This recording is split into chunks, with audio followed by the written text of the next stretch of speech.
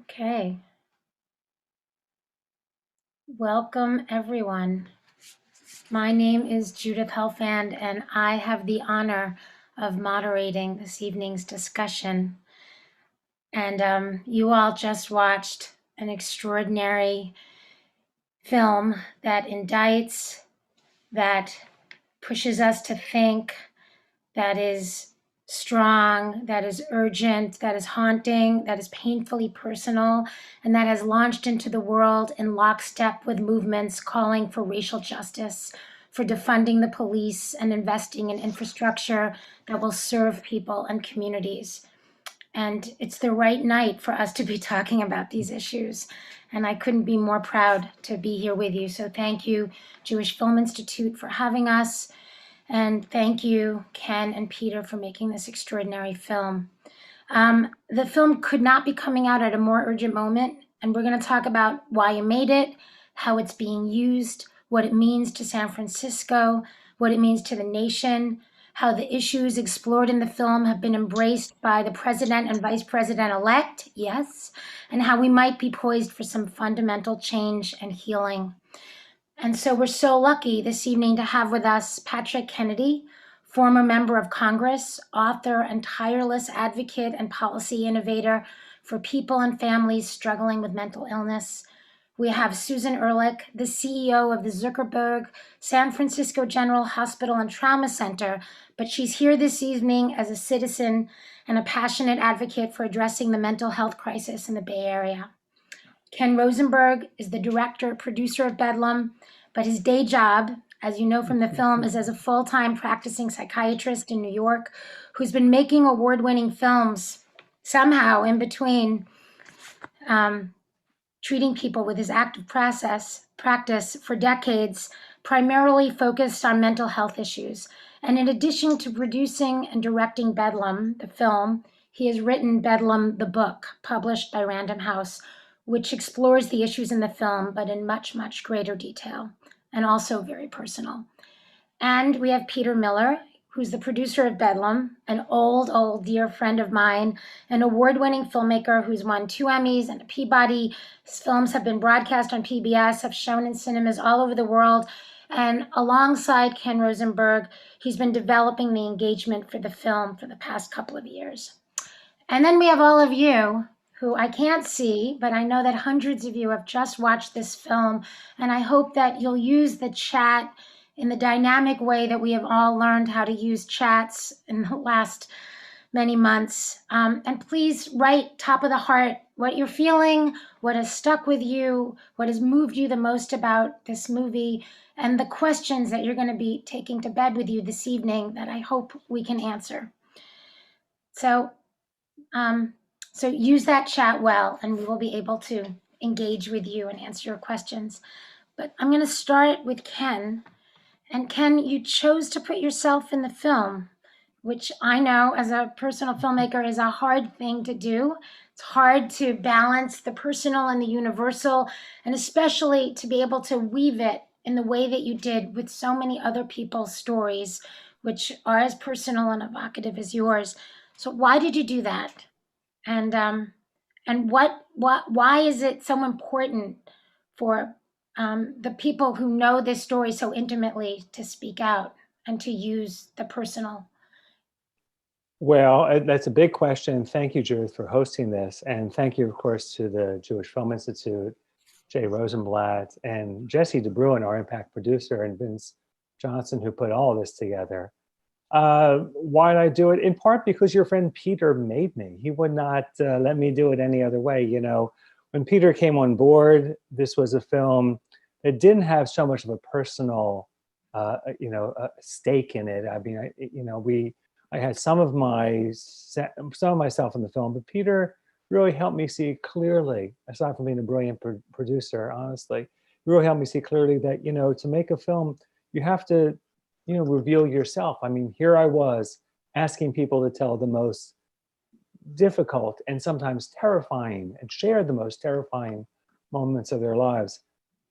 I had to do the same, and frankly, it was very cathartic. I had not shared much about my sister's mental illness with most anyone. My closest friends found out much more about me by reading my book and by seeing the film that Peter and I made than by anything I've ever said. Because, as filmmakers know, making a film is a very personal process. As writers know, writing a book is a very personal process. Just you and your papers, you and your editor. You don't really think that hundreds and millions of people will watch it. But it was very cathartic because I think that there are many messages from the film, but perhaps the biggest message is what Patrisse Cullors says, that shame kills. And the opposite of that is really sharing your story. So I so much want to hear from Dr. Ehrlich and Patrick Kennedy, so I don't want to say much more, but I think that it's, for me, it was both therapeutic, frankly, but also artistically very, very important to be able to do that. I mean, Dr. Ehrlich and Patrick, maybe you could reference the movie and talk about the power of seeing someone like Ken sort of talk about the shame, talk about his parents not really being able to deal with his sister's story. I mean, I was really moved by that, and how that is interconnected with your own life and your own work. Patrick, why don't you take that one? Thank you, Judith, and thanks for hosting us. What's really shocking is that here you have Dr. Rosenberg devoting his whole life to alleviating the pain of these illnesses. And the biggest pain of all is the silence that surrounds them. It's the shame that surrounds them. And the fact that you could see him grappling with that and in telling his story in a way that was clearly the same way everyone else feels about these things. Like, do you really want to talk about them? And when these issues, so to speak, and it's everybody can relate to it. That's the thing that's so powerful about it. I was the chief sponsor of the biggest mental health bill in Congress, and I didn't want to tell my doctors, that I didn't want to get sent down to the mental health wing of the hospital. I wanted to be treated in the regular hospital. We kept it all secret. That's what these illnesses are all about, is the shame. And so hopefully these types of films bring greater awareness to the human condition, and the fact that there's no reason why people should feel so isolated by them, because they do affect everybody in one degree or another. But the severity of these illnesses, as seen through this film, is a reminder of how they are illnesses. These are not, we're not talking about mental health. We're talking about mental illness. There's a huge distinction, I think, that's important for people to get. But the attitudes towards people with mental health problems is probably driven in great deal because of the attitudes that have surrounded people with mental illness. So I don't know, we need much more understanding. We need much more conversation. We need to break the silence. And thank you, Ken and Peter, for helping to do that so effectively with this film, and to show how it's our fear of these illnesses that's driving this reactive approach, whereby we criminalize these illnesses, and we put people in the new asylums that President Kennedy, my uncle, was working to end when just before he died, when he signed the Community Mental Health Act. And the whole idea of the Community Mental Health Act was to empty the asylums because they were dehumanizing. And here we are, right back where we started from. Instead of asylums, there are jails, but they're no different. And so thank God for BEDLAM, because BEDLAM really puts this camera right on our country, back on us, because we all have a responsibility, because we're all taxpayers, we're citizens of this country. We are, through our own inaction, allowing this to happen. For you in San Francisco and the Bay Area, you know better than anyone else the price of untreated mental illness. Your city It's an existential crisis for the city of San Francisco. Existential crisis, like it is in so many cities. But COVID, you're losing twice as many people to overdose than you are in COVID in San Francisco, according to the latest data. So it's shocking to me that we need a bedlam to wake us up, to focus attention on the fact that these are like anyone who individual has one of these illnesses, it's the elephant in the room. It's the thing we don't talk about, whether it's in Ken's personal family or it's in mine or it's in yours. It translates. In other words, the silence in our own families translates to the silence in our society, because we don't have the language to know how to talk about these issues, because we don't talk about them in our own homes. So how are we going to be as citizens talking about it to our elected officials or to people who could come up with a different approach than what we have today for dealing with these illnesses and the people who suffer from them? Susan, how are things playing out in the Bay Area? I know that we see strongly the crisis we see in the film is taking place in the Bay Area, including its homeless population. But what are the challenges that you're facing right now, especially the added impact of COVID? And I think you need to unmute. Well, Susan, can you unmute?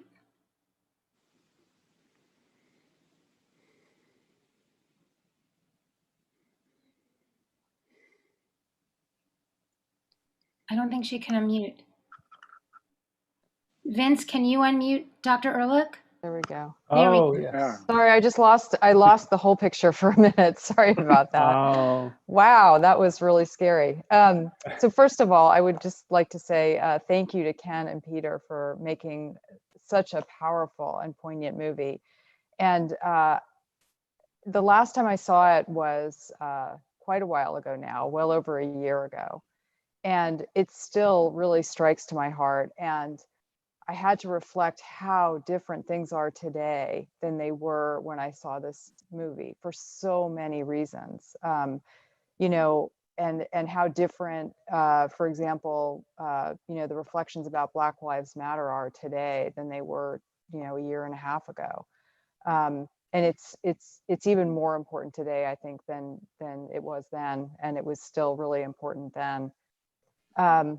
There are so many things to say about this. San Francisco is an incredible place. It's true that in many ways, mental health and substance use and the combined effect of two of them is an existential crisis for the city. And at the same time, being the CEO of the city's iconic safety net hospital, having the only 24/7 psychiatric emergency service in the entire city, being part of a system that provides mental health and substance abuse services to thousands of people. I know that we do quite a lot, and there are so many things in society that work against us. I think the housing issue is number one, because if we didn't live in a city that was so expensive, even now after the rents have come down, this would be a far easier crisis to deal with.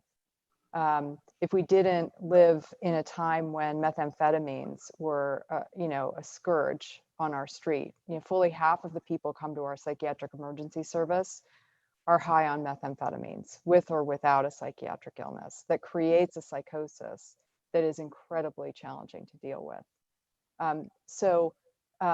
Yes, it is a crisis in our city. And this city puts more into it than I think most cities in the country. And there are still many challenges to deal with. So it's a lot. And it's interesting, we talk about mental illness in my hospital every single day. I don't think people shy away from it. I think we are constantly looking for new and improved ways to help people who come to us for care. And we still have to do more. And with COVID, I can't even begin to talk about all the ways that COVID has changed the circumstance. First of all, COVID makes people depressed.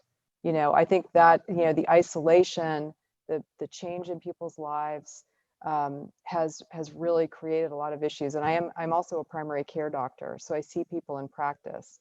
And it comes up for me every time I'm in clinic, anytime I'm talking to any of my patients. The other thing is that it really challenges our mental health delivery system. So for example, we have an acute psychiatric unit in our hospital, and almost all of the people in those beds are waiting for placement, almost all of them. And that placement problem is not a new problem, but with COVID, it's so much harder because there are COVID outbreaks in those facilities they're waiting to go in. And when there's an outbreak, you can't transfer patients. So that's one example of how COVID has made this crisis so much worse in many ways, both because it's creating problems with mental illness and it's limiting the resources that we have available to help people with. We have a question in the chat, which is, Meryl said, "Thank you, everybody. Watching this film was revelatory." And her question is, mental illness on the Biden-Harris radar, and what is Governor Newsom's involvement now with mental illness? Do you, Dr. Rosenberg, think things will change soon? I think this is a question, each one of you can take a little piece of this. Well, I'll let Dr. Ehrlich talk about California per se and the Newsom administration. Obviously, if not for Governor Newsom, we would not have gotten into the jail. He was a supporter of the film and the supporter of the issue early on. And I called him up and I said, Gavin, they're not going to let us into the jail, but maybe if you're here, we'll be able to film inside. And he shot down from Sacramento and helped us enormously. So I know he's a big supporter. I think the Biden-Harris administration is really on the right track. As some of you may know, Vice President Harris, when she was running for president, quoted BEDLAM in large measure and talked a lot about some of the things that we talk about in the book more than the film, about how we need just the stuff that Dr. Ehrlich was talking about. And we need to deal with substance abuse issues, which are the heart of the crisis. We need to deal with some of the brick and mortar solutions, which are at the heart of the crisis, placement, just what Dr. Ehrlich mentioned. And we also need treatment, because at the end of the day, mental illnesses are indeed illnesses. And we have wonderful treatments, but they're not as wonderful as they ought to be, in my humble opinion. If you have a bipolar disorder, you may be on a medicine that's 70 years old. It's a great medicine, lithium, but I think that we need research for new medicines and new treatments. So I think though that there's much reason for encouragement, and frankly, we have people doing what Patrick Kennedy started in 2010, which is major legislation, which has been a game changer, beyond our wildest dreams. I mean, the parity bill has really enabled us to fight, and it's still a vicious fight, as Patrick could tell us better than anyone, but enabled us to fight for better care and better treatment. I could just point out that when Ken began this film 7 some odd years ago, the very, very long haul, mental illness issues were not on people's minds. Presidential candidates were not referencing mental health in their platforms. Something changed in the last several years. And I think we're at an inflection point where activism, where we see Patrisse Cullors, who we meet in the film and who, bases so much of her amazing activism on caring for her brother and trying to create a world where he's safe and gets the care he needs. In the course of the time when we were making the film, fights against a mental health jail in Los Angeles and gets a victory. And then after the film is done, and she and other activists in Los Angeles pass a couple of ballot measures to make positive change in the city, much of it built around just the the fact that people are talking about these issues, they're talking about the fact that it's unconscionable that our three biggest psychiatric care facilities in the country are our three biggest jails. And I think we're at a point where the silence is being broken and activism is happening. And the fact that Kamala Harris and other primary candidates put explicit mentions of mental illness issues is partly about changing public consciousness. It's partly great advocacy by Patrick and other people to make this happen. But we're, I think, at a moment where, as bleak as the outlook is also optimistic because people are getting involved. I would totally agree with that. So when I think of my perspective as, you know, running a public hospital and a hospital that's very focused on mental health and substance use and mental illness, the combination of a Breed, Newsom, and Biden administration with a Democratic Senate now, I mean, I have so much more hope that change can happen. And at the same time, I would say there are two major barriers. One is money. And it's because we're not just talking about treatment. I mean, treatment in some ways, you know, is the simple part. We're talking about treatment of mental illness. We're talking about treatment of substance use, which is extremely difficult. We're talking about housing, which is super expensive. And nobody really talks about enough, I think, in the context of this problem, because until we solve the housing problem, we're not going to solve this, you know, the problem that is laid so bare here. And I think this is obvious, but, you know, we have a pandemic going on, and that is going to have to be everybody's first order of business, both dealing with the illness and death that's caused by this disease, by this virus, vaccinating, a mass vaccination program, you know, that really is kind of unprecedented. And that's going to take us all up for the next year or so. So there's a lot of hope and promise in this topic, I think, with the administrations that we have. And the pandemic is going to come first, I think, for the next year. In terms of, you know, the call to defund the police and the national call to, you know, to actually to address mental illness in a radically different way with different kinds of people, with different kinds of providers who are there on the street, not with guns, but with compassion, who are social workers, who know how to talk to people, who have food, who have, you know, some real solutions on the ground at that moment that are not going to harm that person and put them in jail. Like, wouldn't that on some level cost a lot less than the way that we're funding the police? I mean, isn't there an amazing argument to be had? And aren't there models that we can hold up and we could start to, you know, replicate in other cities? Yeah, thank you, Judith. I was just talking yesterday to a friend of mine, Judge Steve Lifeman, who, for anybody who hasn't heard about Steve Lifeman, I encourage you to invite him to whatever civic group that you want to have a good speaker for. He is a judge in the Miami-Dade County area.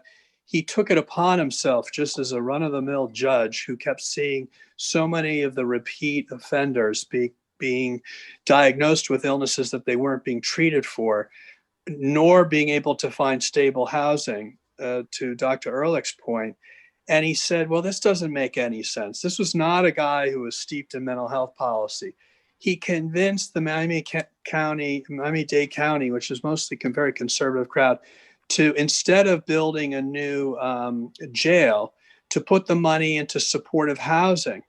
And he broke out the charts and he got some people to help him figure it out. And he said, you know, if we just reduce this amount of recidivism amongst this segment of the population that have a diagnosis that is driving all of their interactions with the justice-involved system, we're going to not need the new jail.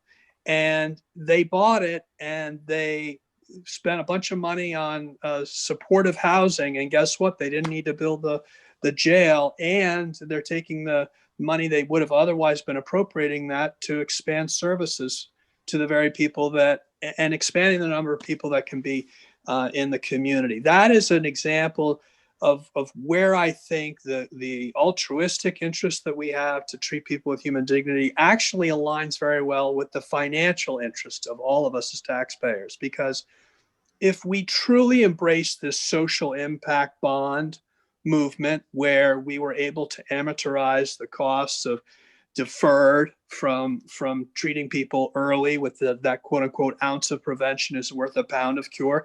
I mean, we've got the IBM Watsons and the Millmans and the McKinseys and all these smarty pants people who can do all kinds of futures economics and algorithms and smart and AI. Come on, just, you look at the correlations between people who have been traumatized, people who have these illnesses and their costs. If you treat psychosis first incidence as opposed to waiting for second, third, fourth, fifth psychotic event to wrap your arms around someone and get them the help they need, I mean, the disease doesn't pathologize as greatly, and therefore the cost does not go up so much. And the best part of it all is that the people who are suffering from the illnesses do not have to live a lower quality of life for the rest of their life on high doses of medication that they may not have had to take if we had just interrupted the cycle of the disease, the pathology of the disease at the first time that we got a glimpse of the disease. And it is unconscionable in this day and age that we don't have first response on the first instance of psychosis. Unconscionable. Just like it is that we don't have nurse-family partnership for at-risk moms. It's just unconscionable. These are programs that it's not about feel good. It's not about doing the right thing. They just would save our treasury untold amounts of money if we did these things, let alone transform the lives that are otherwise terribly impacted by our neglect. I have a question here, which is linked. Can you discuss what happened with the new jail in LA that was diverted to a mental health facility that was shown in the film? I think that's at the end, right? When they won. Yeah. Was it Yeah. ever built and was it completed? Can you talk about that? Yeah, I mean, that's in a progress right now, and there's new legislation, Measure J, that has come on board that's really changing the landscape as well. Essentially, what happened is that instead of building the jail, and the jail it's a mental health jail. The jail is controversial. There were some mental health advocates, I might add, who actually wanted the jail because the jails are not where you want your relatives, but you want them there more than you want them on the streets or untreated. So it was controversial, but they did succeed, and I think it was a reasonable thing to stop building a jail and have that money diverted towards community mental health care and alternative, institutions. Where that's going to land, it's not clear, but there certainly is a lot of movement in that direction. The Department of Mental Health in Los Angeles, run by John Sharon, is very much on board with this, trying to create community mental health care wherever they can. They're trying to import a model from Trieste, which has 24/7 community mental health care. So exactly what's happened, it will take years to see, but there is definitely positive movement happening in Los Angeles as a consequence of that.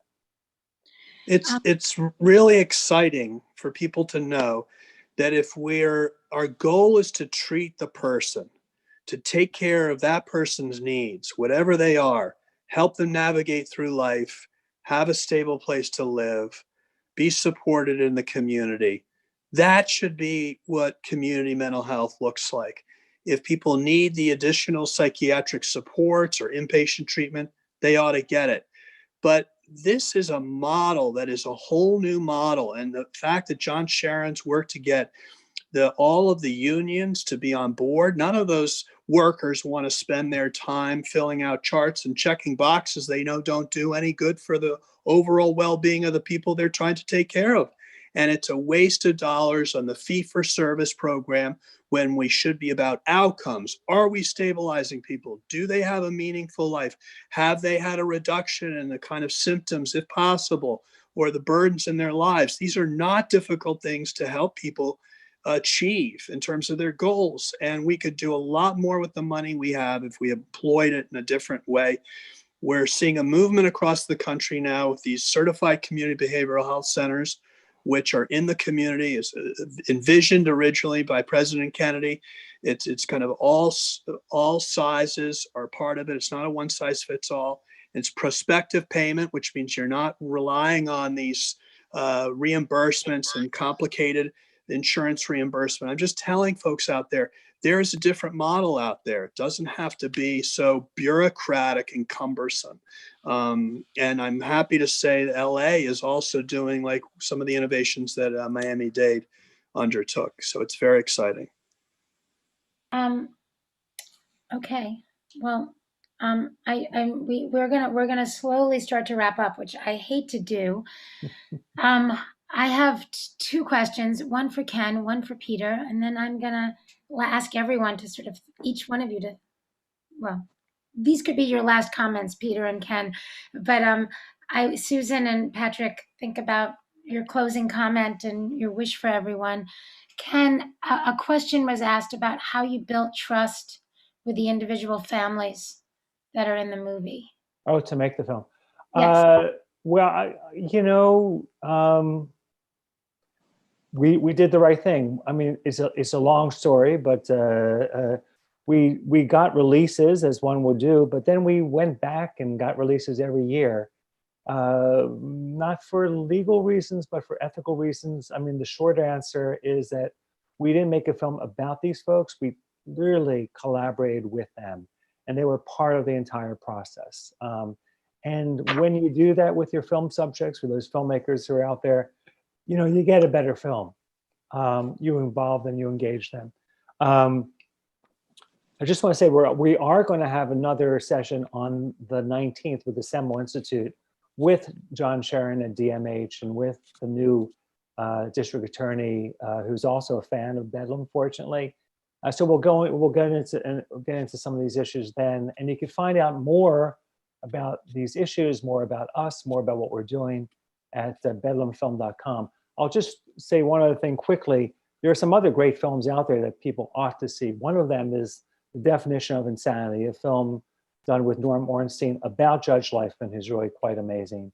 And Ernie and Joe, another film out there that talks about how the police, you know, are really trying to get trained as in crisis intervention.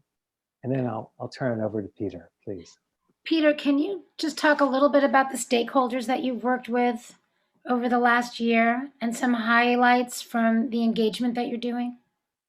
Well, one of the things that we made a point of, and this is, you know, the documentary filmmaking has been evolving in this wonderful way in recent years, where filmmakers are working in collaboration with stakeholders, I think in more and more thoughtful ways, and responding to the needs of the community. We made this film a few years before we finished it.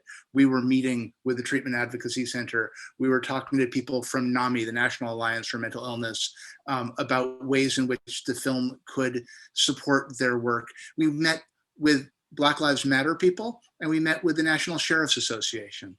You know, because there are people who seem like they would be on different sides of the issue, but who are all dealing with this issue, which is overwhelming and huge. And in the couple of years before the film got finished, we would sit down with NAMI people, with Patrick, with Treatment Advocacy Center people, and say, what are the issues? How can we support what you're doing? We've had screenings in communities all around the country.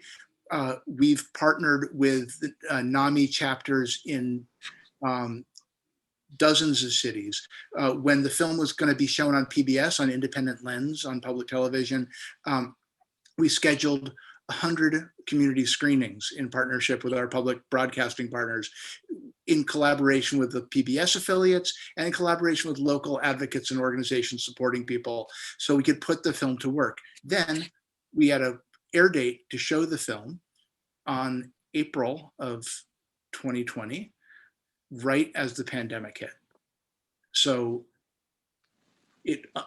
of the 100 screenings that were scheduled to happen that spring, 80 of them were canceled. and we had to figure out what to do. So we pivoted to online conferences. We had Facebook live sessions where we brought in people who are in the thick of doing work on these issues, where we had thousands of people talking about serious mental illness and what the issues and the solutions might be in ways that we never could have done if we had done them in person. Go to a screening in a community center and there's 50 or 100 wonderful people there. And we did many of those. But then we were having these conversations where people were talking about policy. And we did do these, we had a screening in Los Angeles where the head of the Department of Mental Health and a state senator and other activists were there. People were asking questions from the audience, which started leading to questions about legislation. And so we're hoping that this film gives an opportunity to have meaningful and constructive conversations. And we've been working on this for the last couple of years, and it's not going anywhere. We're going to keep on showing the film. And if folks want to use the film, go to bedlamfilm.com, find us on Twitter, find us on Facebook. We would love to put this to work in whatever ways serves people who are out there on the front lines doing advocacy work on this issue. Thank you. I'm so inspired and impressed and moved. And you mentioned the front lines. Susan, you're on the front lines every day. I can't imagine how hard it is with the collision of pandemics that you're forced to have to reckon with and face. But what are you most hopeful about?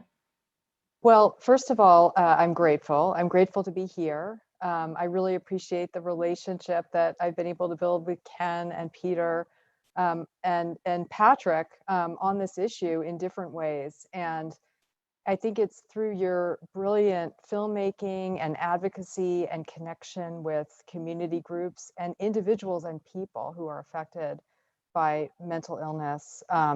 This is the way we change things. And it has been a very unusual year. When you think of the pandemics we've been facing COVID pandemic, we've been facing economic recession, we have been facing climate change and fires and smoke in the Bay Area. We have been facing, an awakening to racial injustice and this movement now of anti-racism in this area and in the country. And so I'm choosing hope, because I think that going through this time has actually made us really aware of how important healthcare institutions and health and mental health and all of those things are. And so I think with, our experience, our hope, our new leadership, I think we can really make a difference. And you guys definitely have. So thank you. I hope so. On a day like today, you're all giving me a little hope. So, Patrick, do you have a final word? Yes. So hope, SB 855 was just signed into law by Senator Gavin Newsom.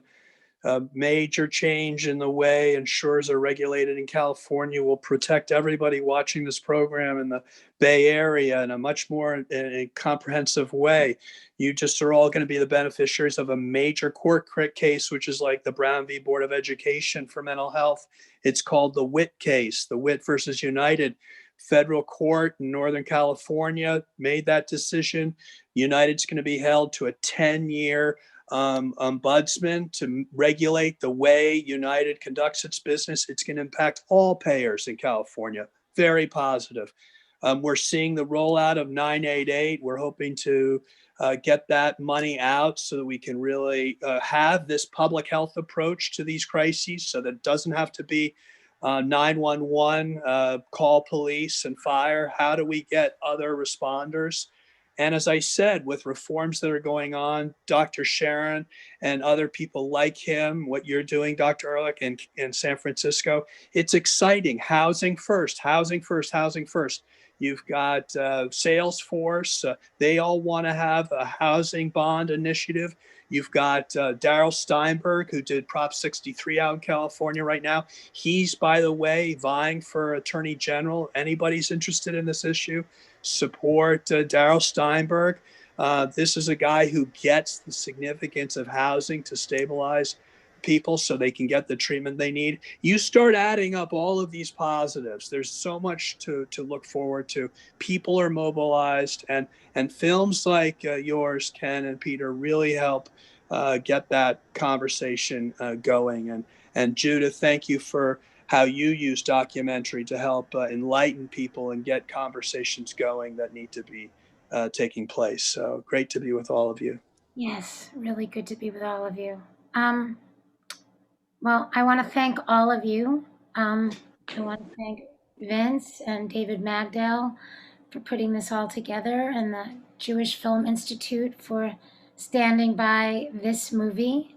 It's a very Jewish movie. I just want to add that. Just a little joke at the end. We didn't get into the shanda that my parents experienced, but yes, it is a very Jewish movie, a very Black movie. I would say a very human movie, if I may. A very human movie, yeah. Yeah, so thank you very, very much for making the personal political and the personal universal, and to remind all of us to take care of each other and to put humanity first. So thank you, everyone. Stay safe, stay healthy, look out for each other, call someone who you know is having a really hard time, especially now. And thank you all. This was really special. Thank you. Thanks so much. Good night, everybody. Good night.